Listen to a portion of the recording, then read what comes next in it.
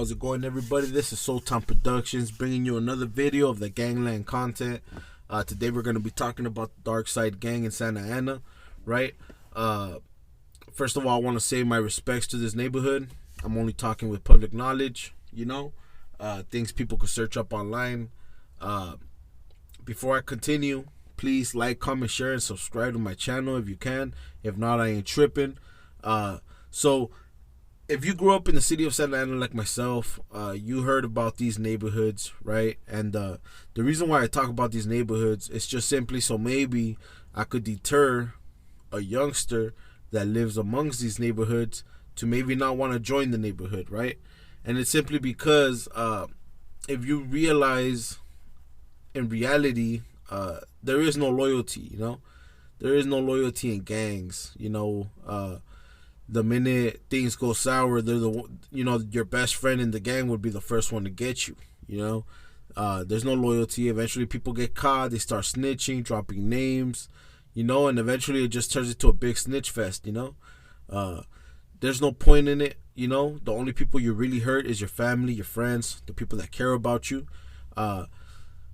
Many times, young men find themselves feeling insecure and lonely, and they need acceptance, they need love, and they end up finding it in the wrong side of town, right? In the wrong tracks.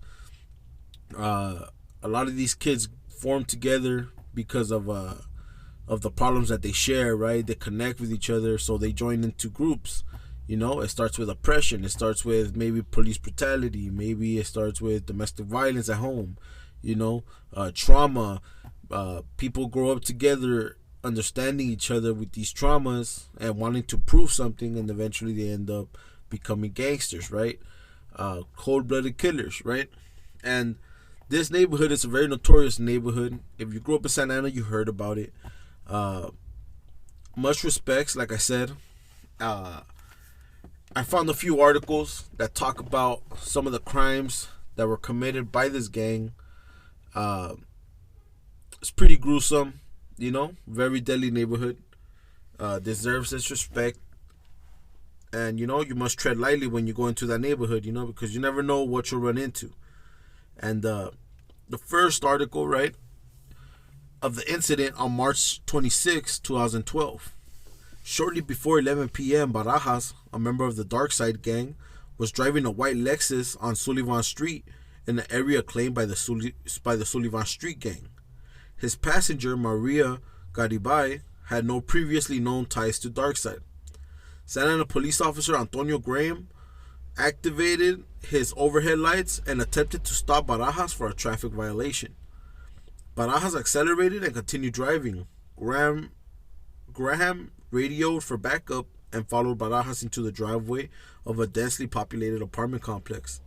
Barajas drove through the complex, reaching speeds up to 30 miles per hour until he opened the door and jumped out of the moving vehicle. The Lexus ran over a curb and crashed into playground equipment. And that's very dangerous. Imagine kids were in that playground. Imagine if there would have been a pregnant mom or a family having or who knows, it was pretty late, but still,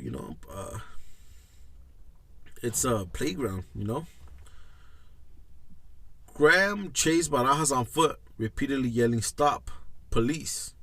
Barajas held his waistband as he ran. Ultimately, Barajas raised his hands above his head and said, "Don't shoot me, I have a gun."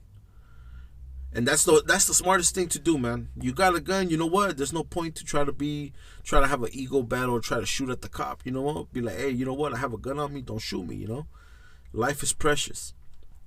Graham arrested Barajas and found a stolen, loaded .357 caliber revolver tucked in Barajas' waistband. Barajas sported a large tattoo of Darkside on the back of his shaved head. Garden Grove detective George Kaiser testified as an expert on criminal street gangs. Kaiser noted Barajas was driving in a multi-gang contested area on Sullivan Street north of McFadden, and at least 3 gangs claimed this geographical area: Darkside, Sullivan Street, and Golden West Street. Sullivan and Darkside may have had an existing rivalry when Graham was arrested. Barajas, although Kaiser previously had believed Sullivan and Darkside were allies, Kaiser explained why he believed Barajas was a member and an active participant in the Darkside gang. Barajas' history with the gang included being the victim of a gang shooting in 2006. In December 2007, Santana police officers found Barajas in possession of a sawed-off shotgun hidden under his shirt. He was with another Darkside gang member and both said they had the shotgun for protection from rival gangs. In December 2010, Barajas was convicted of conspiracy to commit an assault by means of force likely to produce grave bodily injury, and he admitted committing the crime to benefit Darkside. Kaiser testified Darkside's primary activities include robbery, sales of controlled substance, vehicle theft, and weapons possession, including possession by felons. Kaiser also explained the prominence of guns within the gang culture. A gang gun is like a library book. A gang member obtains permission to check it out and remains responsible until he returns it. Weapons project power, and while gang members can engage in physical violence without weapons, it benefits them and their gang to be armed, whether it be with a firearm, knife, a screwdriver, box cutter, doesn't matter what the weapon is. It gives them more power, gives the gang more power. Responding to a hypothetical question paralleling the facts of the current case, Kaiser opened a gang member. Armed with a loaded firearm in a contested gang area at night benefited his gang. A visible tattoo identifying the gang benefited the gang in any confrontation by enhancing its reputation as armed, powerful, and unafraid to use violence to promote its reputation. Kaiser also opened that Barajas' conduct of running away from the pursuing officer was motivated by a desire for self-preservation and to avoid capture while possessing a firearm. Following a trial in May 2013, the jury convicted Barajas as noted above.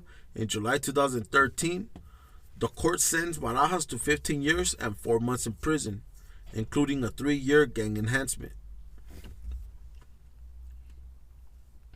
And that's what I'm saying, man. Like, it's not worth it, you know?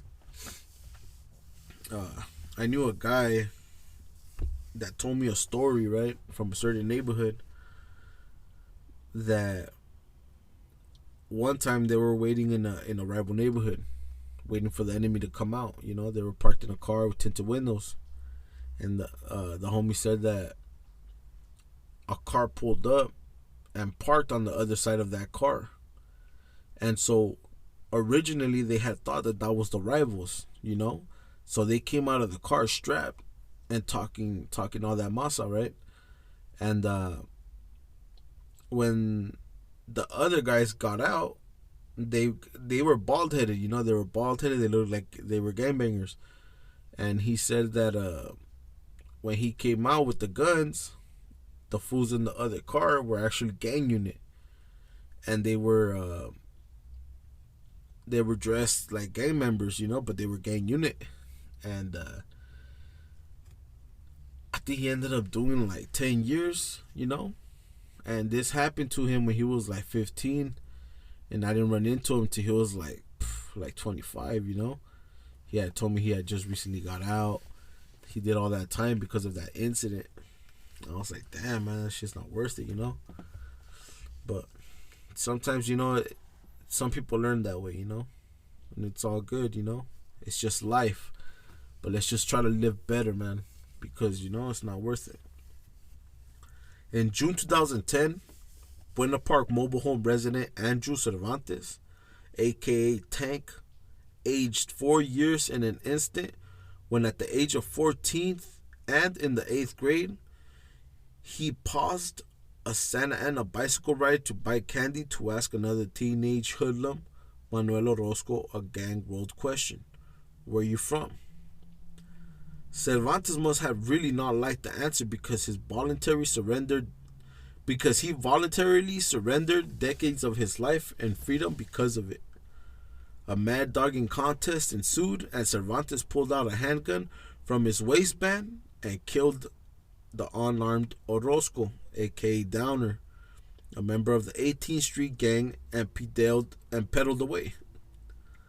Prosecutors inside the Orange County District Attorney's Office elevated Cervantes to adult status to charge him with murder.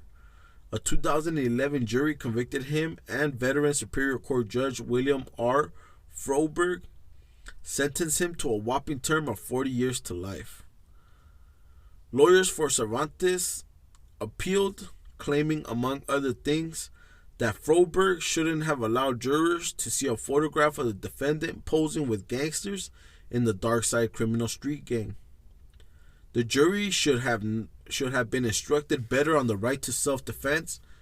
The gang prosecutor, Mark Geller, was unfairly disrespectful to the taxpayer-funded defense lawyer, and the punishment levied constituted cruel and unusual punishment.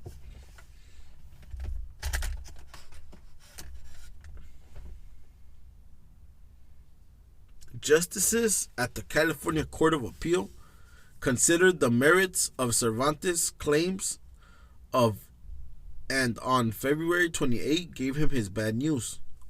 Though they cited a recent state Supreme Court ruling to overturn the active gang participating conviction, they noted that people can't use self-defense as an excuse to use force after provoking a fight. They also voiced displeasure with a few portions of the prosecutor's closing argument, but they determined the defendant's rights hadn't been trampled. On Cervantes' last complaint, the lengthy punishment, the appellate justices also had no sympathy. Cervantes committed a gang-related murder with a firearm, wrote Justice David A. Thompson. For himself and Justices William F.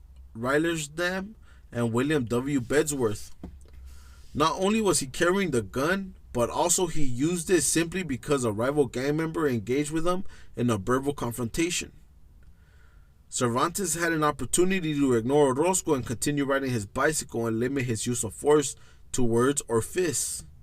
Instead, he opted to shoot Orozco after what can at best be described as minimally provocative conduct. Cervantes, whose older brother is a gangster and whose father was deported from the U.S. for illegal immigration, will continue to serve his punishment at the California Youth Authority. He'll get a state-funded prison on his 18th birthday. He'll be bused to one of our state's notorious adult prisons to serve the remainder of his punishment. So young, man. 14 years old.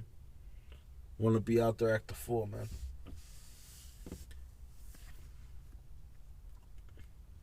It's not worth it, man. It's all fun and games at the moment. At the moment, it's all fun and games, you know? But after the game is done, ain't no turning back from that. You know? You already messed up. The mistake you made cannot be taken back. You know, it's like the movie, there's a movie that says, when you fight a man, you could always ask him for forgiveness, you know, but after you kill him, you can't ask that man for forgiveness no more because he ain't never coming back. And that's true, you know. Let's do better, fellas, you know. Let's do better. Around 7 or 8 p.m. on May 15th, 2011, defendant, his friend Arnie Zavala, and Zavala's older sister Denise Ponce went to Somora Taqueria in Santana. They had spent most of the day at the home of the mother of Zavala and Ponce, helping her to pack for a move. The mother had asked Ponce to get some food because everyone was hungry. So Ponce, Zavala, and defendant had driven to Somora Taqueria.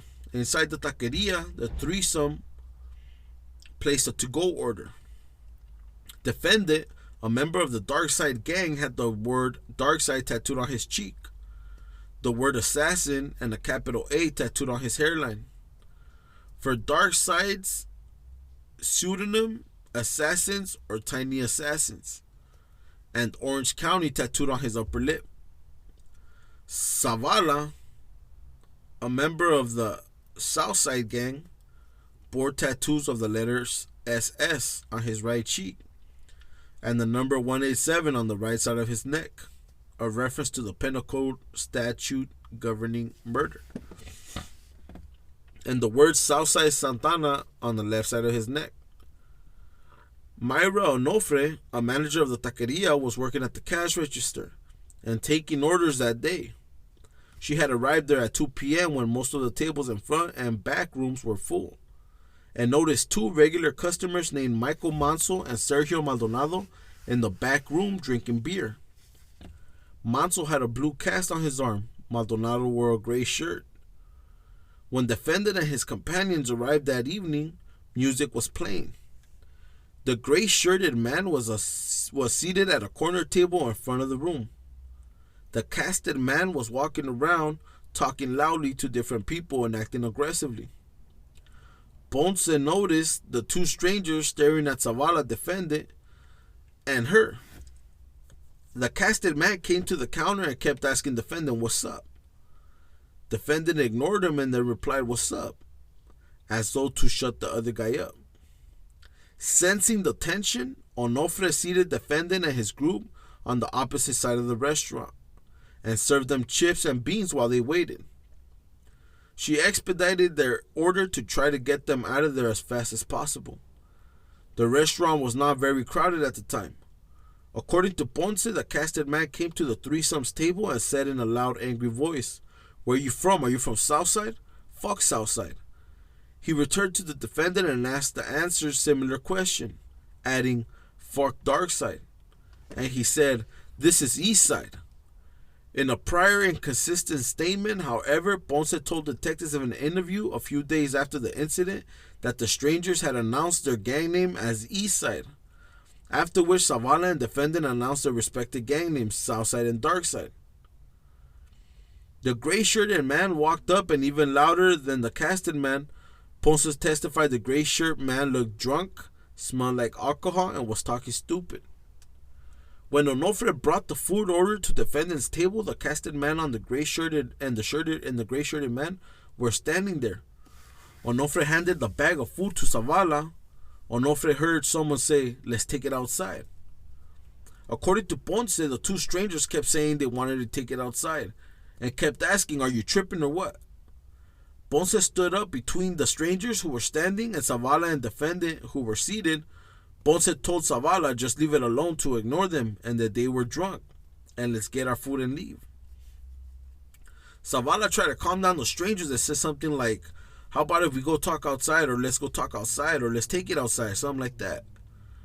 Zavala conveyed that there was no reason to get rowdy in the restaurant and they could talk outside. Ponce did not expect there to be a fight outside. She thought they would just talk. Onofre saw them walking outside and saw Ponce hit the casted man on the head with her shoe. As Ponce hit him, Ponce said, "You're a coward." Onofre testified she was certain that the last two persons to step outside were the casted man and Ponce. Onofre saw Ponce run outside, yelling, "Don't do it." Ponce testified she and the gray-shirted man walked out last, but acknowledged she might have mixed up the two strangers in her mind. In a prior consistent statement a few days after the incident, she had told the police she might have had those two mixed up. Adjusting for Ponce's possible confusion between the two strangers, she testified to the following sequence of events. The stranger walked out beside her and called her a bitch. Ponce hit his cheek with Zavala's cell phone.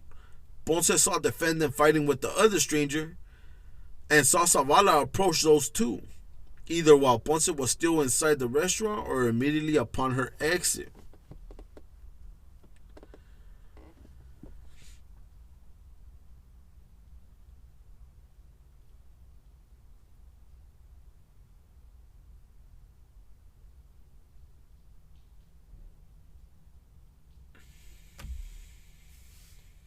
She saw the man who had been beside her pull out a gun and shoot. Ponce said, "Don't do it." She saw him aim at her brother Zavala. So she pulled back the collar of the man's shirt, choking him and causing him to raise his gun higher. She could see from the painful look on Zavala's face that he had been shot. The shooter quickly shot 3 more times. Defendant and the man he had been fighting remained standing. Then defendant ducked and dropped to the ground. The shooter ran away. Onofre testified to her perceptions during those minutes, looking through the window from inside the restaurant. She saw the gray-shirted man being thrown against a payphone. Onofre inferred that another person had pushed him into it. Right after that, Onofre heard 3 or 4 gunshots in quick successions. The first 3 shots sounded small, and then there were 1 or more shots that sounded louder. She saw that the first set of muzzle flashes by a corner. She also saw a casted man on the other side of the street holding a gun and shooting the opposite way, and then running away. After the shot, the gray-shirted man fell forward to the grass. Ponce denied that Zavala had a gun. She testified that although she had told the police in the interview that Zavala had a gun, she had made the statement only because the detectives harassed her. She could not remember who held the second gun. She had seen her brother with a gun on prior occasions and acknowledged was known to carry guns. She testified the defendant did not have a gun, he was ducking. Ponce testified that after the shooting she took off her shoes, grabbed the bags of food and ran to the car. Defendant popped up the car and asked where Zavala was. Ponce asked him the same question. On the day after the shootings, Ponce spoke with Zavala on the phone. Zavala said he had been shot 3 times. Ponce and their mother begged him to go to the hospital, but he refused because he thought he would be returned to prison. He had been released only a month before. He said he would only go to Tijuana for medical treatment. Ponce drove him to San Isidro at the border, where defendant met them to try to help Zavala walk or take a taxi across the border. But Zavala went into a shock. A nurse helped Ponce give him CPR. Then paramedics took him to an ambulance to the hospital where he died. The parties stipulated that the other decedent, Maldonado, the gray-shirted man, died of a massive hemorrhage caused by a through-and-through gunshot wound to the abdomen. From Zavala's body, a Colt .45 caliber bullet was recovered. A bullet and a bullet core consistent with a .44 Magnum were recovered from the payphone. Enclosure outside the restaurant, the 2 bullets were definitely fired from different guns. A baseball cap with the letter A was also found at the crime scene. Manso, the casted man, was never apprehended.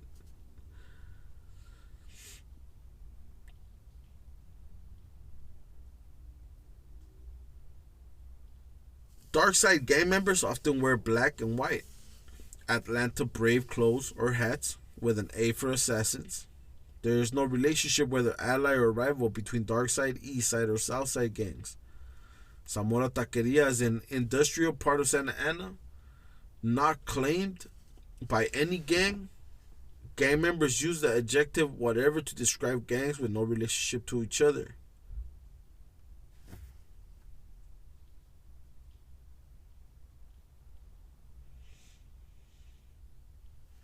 In an unclaimed area, in a 2004 case where defendant was a victim of a gang shooting, defendant had been a reluctant witness, generally a gang member who testifies in court, even on his own behalf, is considered a rat or snitch and is green-lighted for assault by other gang members.